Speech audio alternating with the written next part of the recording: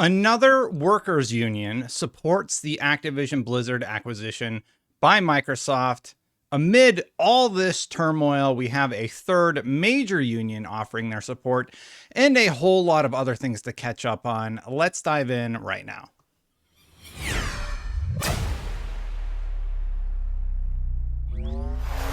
So the biggest story today is all about how Uni calls on EU to consider impacts on workers of the Microsoft Activision Blizzard merger. Now, Uni is a global union who is saying that they like the deal. As the European Commission prepares for a hearing this week on the competition implications of the pending merger between Microsoft and Activision Blizzard, Uni Global Union is calling on regulators to consider the impact the tie-up would have on the labor market as well as consumers. We know that the Commission is focusing on the effects the deal will have on consumers, but it cannot ignore the role this deal would have in making the video game labor market fairer for workers, says Chrissy Hoffman, General Secretary of Uni Global Union. This is an industry where workers are crushed by excessive hours and low pay while facing sexual harassment and discrimination.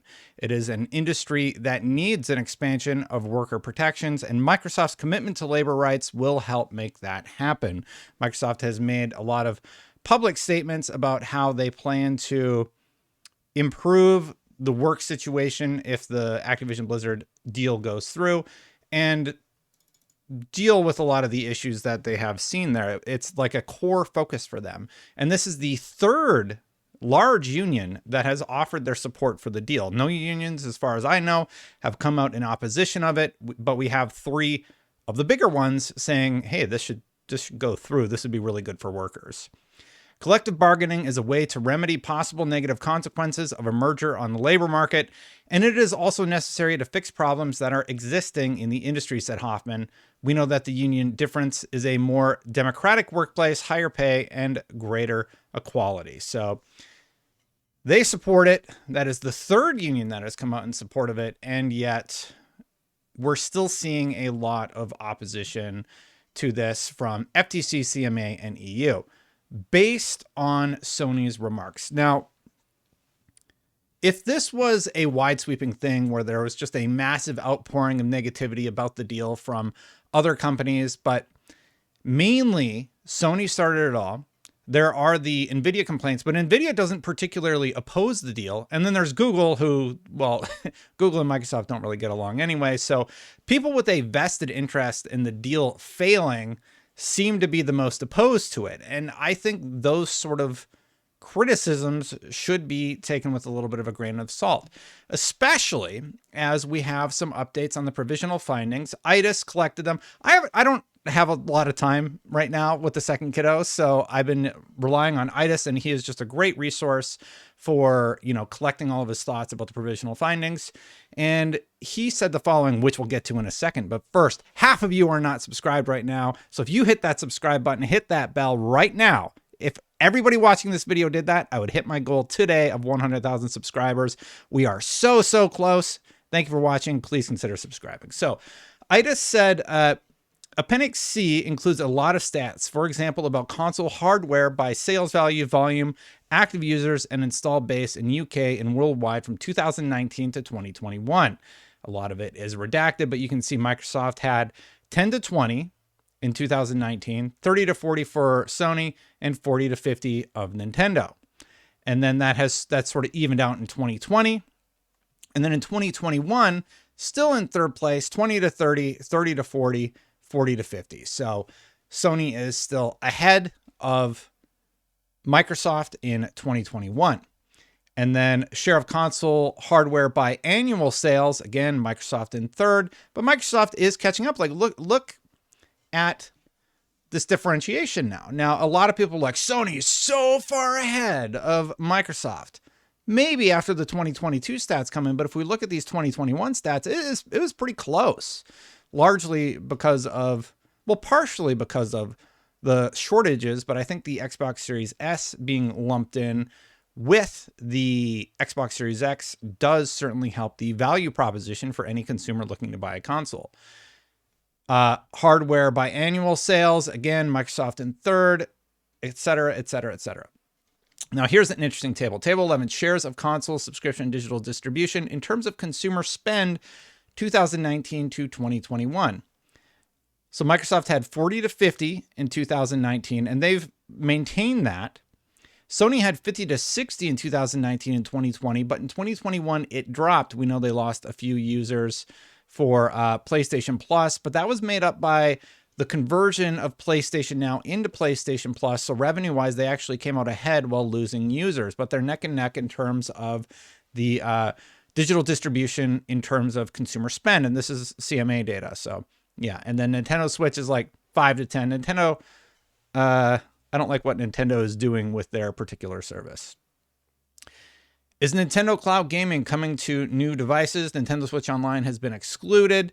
So there are a bunch of findings here, but there's one in particular that I wanted to talk about that this user pointed out. Am I reading this right? Activision Blizzard currently keeps more than 70% of COD sales revenue on PlayStation, but if the merger goes through, Sony would stop giving that benefit. As a result of this information, CMA calculates that foreclosing if COD would need to lead a higher switching rate than previously calculated in order to be profitable for Microsoft. Yes, Activision Blizzard is paying less than the standard 30% to Sony for every COD sale. If the acquisition happens, Sony expects that to end. But the need to increase the switching rate due to that fact comes from Sony's model, not the CMA. Appendix E explains in great detail the analysis of the incentives to foreclosure. There are the models and methodology of Microsoft, the one from Sony, and the one used by the CMA with the data provided by Activision Blizzard King, and the different models suggested by Microsoft and Sony. All the data is redacted, but it's interesting nonetheless. So Sony is allowing Activision to keep a lot of the COD sales revenue, and Sony seems to be getting some sort of benefit. Maybe I'm misunderstanding the math, but it seems like Sony is getting a really good deal from Activision Blizzard, and then if Microsoft owns it, oh, well, maybe Sony wouldn't get that same deal. They would get the same deal that probably everybody else got. I don't see a problem with that. If that's the argument that Sony is making, Sony's like, oh, well, we're going to get the same deal everybody else gets now. Okay. I mean, why is that an issue exactly? Why would the CMA want to intervene if Sony has to deal with the status quo as opposed to privileged treatment? That's what I don't understand. Because Sony seems to be expressing a concern that, and maybe I'm misunderstanding it. Like, let me know in the comments below. But the way I'm reading this, Sony would stop giving that benefit, meaning that they would make more money. So Sony's allowing Activision Blizzard to keep a lot of the revenue. The deal goes through, Sony stops giving that benefit. So wouldn't that mean they make more money at the end of the day? I'm very confused by this statement and why it happens to be an issue. But anyway, that's basically your update. There should be some stuff happening this week, but not a lot's been going on. I took a little bit of break on the weekend because I'm just like, there's not a lot happening right now. So I'll wait until tomorrow and maybe talk about it a little bit on the channel.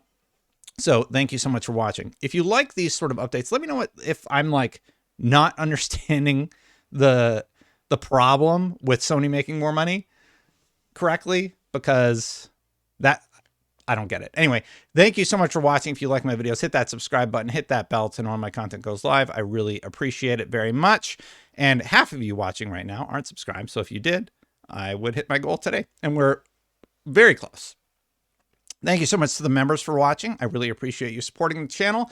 If you want to become a member, you can do so by clicking that join button right down there. I post all these videos without ads. And thank you to all these fine members for supporting. I'm going to get out of here, but if you want to see the previous video about why Sony may come to regret their interference, because they're going to have to give a whole lot of documentation that they do not want to give to the FTC, check out that video right there. Subscribe if you want to. Please subscribe. Please subscribe. Just kidding. I'll see you for the next one. Bye for now, everybody.